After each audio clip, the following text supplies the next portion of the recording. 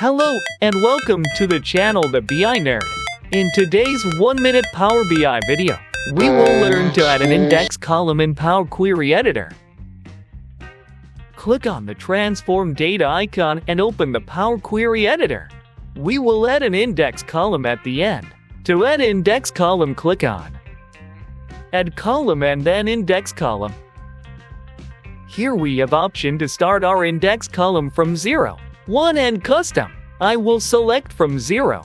We have now added an index column starting from 0. Next, let's add an index column with custom value.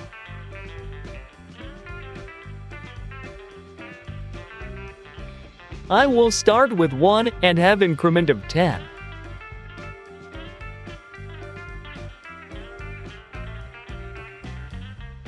We have now added custom index column at the end. Thank you. If you want to learn Power BI from scratch or clear your Power BI basics, click on the video on your screen.